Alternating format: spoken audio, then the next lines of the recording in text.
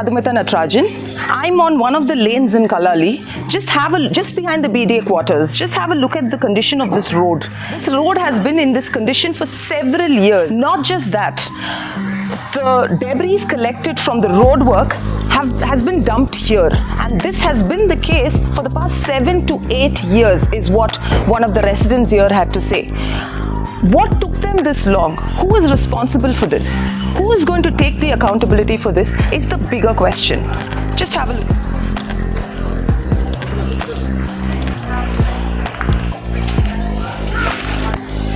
ಇವಾಗ ನಾನು ಮಿಸ್ಟರ್ ವಿಜಯ್ ಕುಮಾರ್ ಜೊತೆ ಇದ್ದೀನಿ. ಅವರು ಹೇಳ್ತಾರೆ ಈ ರೋಡ್ನ ಪರಿಸ್ಥಿತಿ ಬಗ್ಗೆ. ಹೇಳಿ ಸರ್. ನಾನು ವಿಜಯ್ ಕುಮಾರ್ ಅಂತ. ನಾನು 66 ವರ್ಷ ಆಯಿತು. ಹುಟ್ಟಿದ್ದು ಬೆಳೆದಿದ್ದೆಲ್ಲ ಇದೇ ಊರಲ್ಲಿ, ಇದೇ ಮನೆಯಲ್ಲಿ, ಇದೇ ರೋಡ್ ನಮ್ಮದು. ಚಿಕ್ಕ ವಯಸ್ಸಿಂದ ಈ ರೋಡಲ್ಲಿ ನಾನು ಗಿಲ್ಲಿ ದಂಡ ಆಡ್ತಾಯಿದ್ದೆ. ಸೊ ಇಟ್ ವಾಸ್ ಅದು ಆವಾಗ ಚಿಕ್ಕ ಹುಡುಗನಾಗಿರುವಾಗ. ಆಮೇಲೆ ರೋಡ್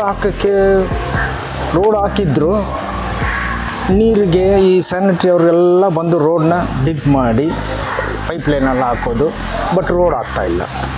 ಒಬ್ಬರು ಬರ್ತಾರೆ, ಅವ್ರ ಮೇಲೆ ಹೇಳೋದು, ಇವ್ರು ಬರ್ತಾರೆ, ಇವ್ರ ಮೇಲೆ ಹೇಳೋದು, BWS ಮಾಡ್ತಾರೆ, ಇಲ್ಲ ಅಂದರೆ ಬೆಸ್ಕಾಮ್ ಅವ್ರು ಹಾಕ್ತಾರೆ ಅಂತ ಯಾರೂ ಮಾಡ್ತಾಯಿಲ್ಲ. ಇದು ಬಂದು ಒಂದು 5-6 ವರ್ಷದಿಂದ ಇದೇ ನಡೀತಾ ಇದೆ. ನನ್ನ ಲೆಫ್ಟ್ ಸೈಡಲ್ಲಿ ಒಂದು ಸಿಮೆಂಟ್ ರೋಡ್ ಹಾಕಿದ್ರು, ಒಂದು ಅರ್ಧಕ್ಕೆ. ಅದನ್ನು ಬಿಟ್ಬಿಟ್ಟು ಇಲ್ಲಿ ತಾರ್ ರೋಡ್ ಹಾಕ್ತೀನಿ ಅಂತ ಹೇಳಿದ್ರು. ಆ ತಾರ್ ರೋಡು ಹಾಕಿಲ್ಲ. ಇದು ಹಿಂಗೆ ಓಡ್ತಾ ಇದೆ ವರ್ಷ ಕಂಟಿಗೆಲ್ಲ. ಒಂದೊಂದು ವರ್ಷ ಒಬ್ಬೊಬ್ಬರು ಬರ್ತಾರೆ, ರೋಡನ್ನ ಡಿಗ್ ಮಾಡ್ತಾರೆ, ಹೋಗ್ಬಿಡ್ತಾರೆ, ರೋಡ್ ಹಾಕೋದಿಲ್ಲ. ನಮ್ಮ ಮನೆಯಲ್ಲಿ ಚಿಕ್ಕ ಮಕ್ಕಳು, ದೊಡ್ಡವರು ಇದ್ದಾರೆ. ನಾವು ಒಂದು 2 ವರ್ಷ 3 ವರ್ಷ ಮುಂಚೆ ಬೆಳಗ್ಗೆ ಎದ್ದು ವಾಕಿಂಗ್ ಹೋಗೋದು ಇದೇ ರೋಡಲ್ಲಿ. ನಾವು ಇಲ್ಲಿ ಹೋಗೋದಿಲ್ಲ. ಎಲ್ಲ ಸೀನಿಯರ್ ಸಿಟಿಸನ್ಸು, ಪೇಷಂಟ್ಸು, ಅವರು ನಡ್ಕೊಂಡು ಹೋಗಿ ಈ ರೋಡ್ ಚೆನ್ನಾಗಿತ್ತು, ಇಲ್ಲೇ ವಾಕ್ ಮಾಡ್ತಾಯಿದ್ದೀವಿ. ಈಗ ಆ ಚಾನ್ಸೇ ಇಲ್ಲ. ಯಾಕೆಂದರೆ ಪಾಟೋಲ್ಸು, 2 ವೀಲರೇ ಹೋಗೋಕ್ಕಾಗ್ತಾಯಿಲ್ಲ, ಆಕ್ಸಿಡೆಂಟ್ಸ್ ಆಗುತ್ತೆ. ಚಿಕ್ಕ ಮಕ್ಕಳು ರೋಡ್ ಕ್ರಾಸ್ ಮಾಡೋಕ್ಕಾಗ್ತಾಯಿಲ್ಲ. Next pollution with the dust. ಇಷ್ಟು ಡಸ್ಟ್ ಬರುತ್ತೆ ಮನೆಯಲ್ಲಿ. We can't be properly at home.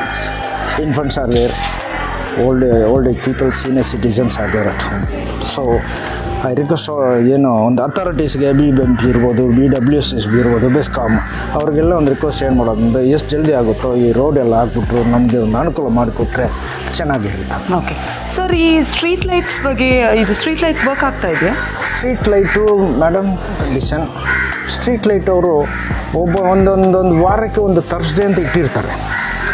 ಈ ಥರ್ಸ್ಡೇ ಬರ್ತಾರೆ. ಬಂದ ತಕ್ಷಣ ಸೊ ಈ ಚಿಕ್ಕ ರೋಡಲ್ಲಿ ಖಾಲಿ ಇರೋದಿಲ್ಲ. ಯಾಕಂದರೆ ಈ ಕಂಡೀಷನ್ ಸ್ಟ್ರೀಟ್ ಲೈಟ್ ಅವರು ಒಂದೊಂದು ವಾರಕ್ಕೆ ಒಂದು ಥರ್ಸ್ಡೇ ಅಂತ ಇಟ್ಟಿರ್ತಾರೆ.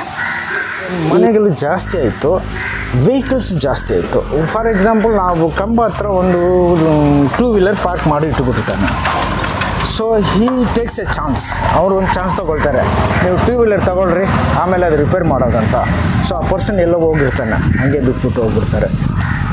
ವಿದೌಟ್ ಲೈಟ್ ನಾವು ಒಂದು 1 ತಿಂಗಳು 2 ತಿಂಗಳು ಹಂಗೆ ಇರುತ್ತೆ ನೈಟಲ್ಲಿ.